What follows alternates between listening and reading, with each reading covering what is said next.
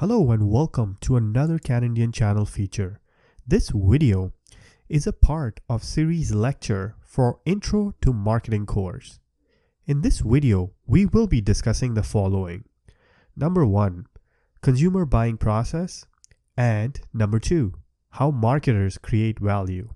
Far too often, retailers think that consumers buying is randomized, that certain products appeal to certain customers, and that a purchase either happens or it doesn't. They approach products and service marketing in the same way based on trial and error. What if there were a distinctive set of steps that most consumers went through before deciding whether to make a purchase or not?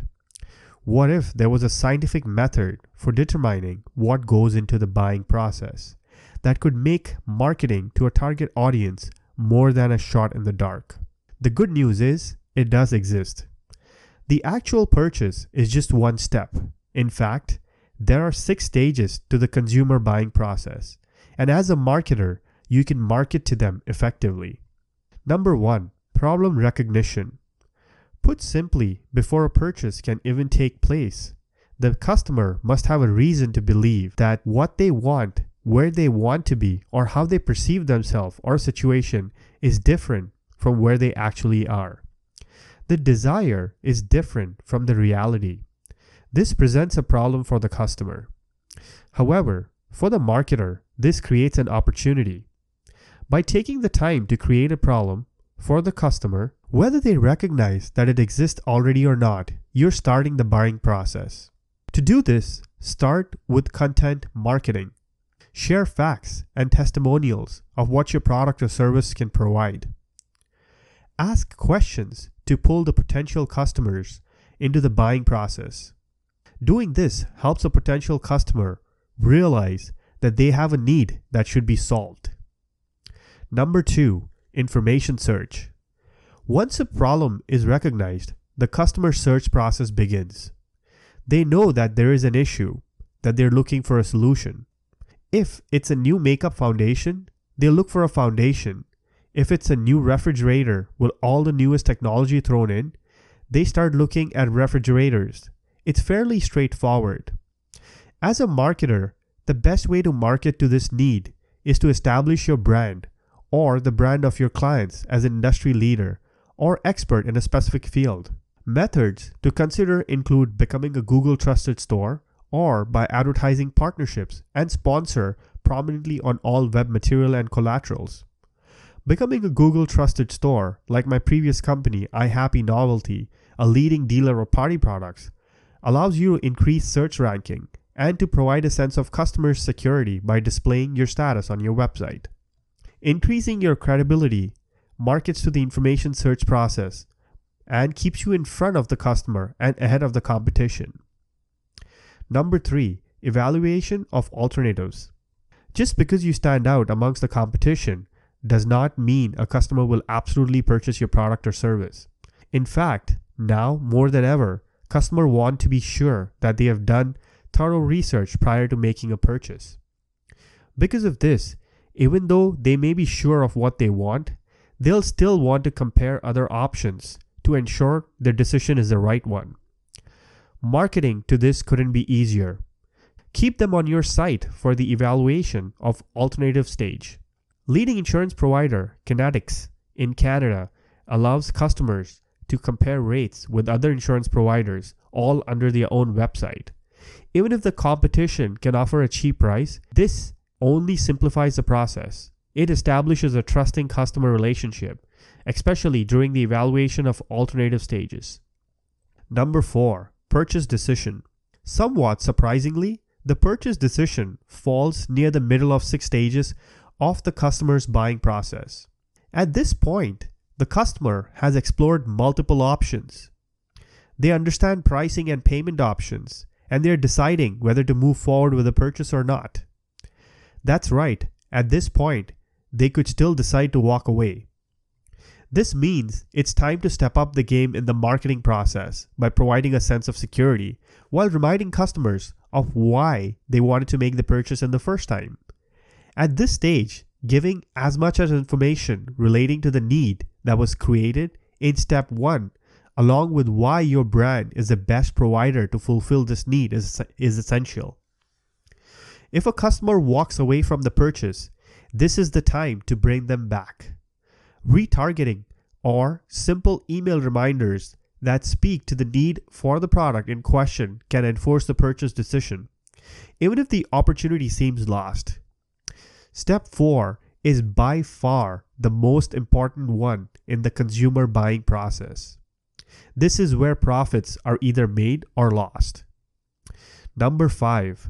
A need has been created, research has been completed, and the customer has decided to make a purchase. All the stages that led to a conversion have been finished. However, this does not mean it's a sure thing. A customer could still be lost. Marketing is just as important during this stage as during the previous. Marketing to this stage is straightforward. Keep it simple. Test your brand's purchase process online. Is it complicated? Are there too many steps? Is the load time too slow? Can a purchase be completed just as simply on a mobile device as on a desktop computer? Ask these critical questions and make adjustments. If the purchase process is too difficult, customers and therefore revenue can be easily lost. Number 6, post-purchase evaluation. Just because the purchase has been made, the process has not ended. In fact, revenues and customer loyalty can be easily lost. After a purchase is made, it's inevitable that the customer must decide whether they are satisfied with the decision that was made or not. If a customer feels as though an incorrect decision was made, a return could take place. This can be mitigated by identifying the source of dissonance and offering an exchange that is simple and straightforward. However, even if the customer is satisfied with his or her decision to make the purchase, whether a future purchase is made from your brand is still a question. Because of this, sending follow-up surveys and emails that thank the customer for making a purchase are critical. This customer behavior can also be called as cognitive dissonance. I bought a premium coffee maker recently. I registered it online for receiving online orders and discounts for the pods. After a couple days, I received a postcard from this company thanking me and congratulating me for the purchase. I felt really good about receiving the card and especially making the purchase. This step ensures that the customers wouldn't be returning the item due to cognitive dissonance. Take the time to understand the 6 stages of the customer buying process. Doing this ensures that your marketing strategy addresses each stage and leads to higher conversion and long-term customer loyalty. Next, we will look at how marketers can create value. Value is result of an evaluation as to cost or benefits of a particular product or service. The assessment of the value is derived from needs and wants. Needs are something that a consumer requires. For example, food, water, clothing. Wants are goods or services that are not necessary but that we desire or wish for. For example, needs could be clothes, but wants could be designer clothes. Let's take an example of, say, Samsung, who sends you a box of assembly of the newest phone parts. It may not add value to you as a consumer until it's assembled and the Android software package has been loaded on the phone. When Samsung uses a raw material, assembles it, it has created a form utility. Hence, if the phone may cost $125 to manufacture, they will sell it to the consumers for $700 to $800. Let's look at an example of the time utility. McDonald's has a restaurant all across the world, and as per demographics, they stay open 24 hours. In this way, the customer can patronize McDonald's business at any time of the day. Another example would be extended hours during Christmas. Most retailers will stay open an hour late or open an hour early to cash in on the holiday shoppers. The next way that a marketer can add value through utility is place utility. Walmart, as a retailer, has tried to incorporate one-stop shop for its consumers.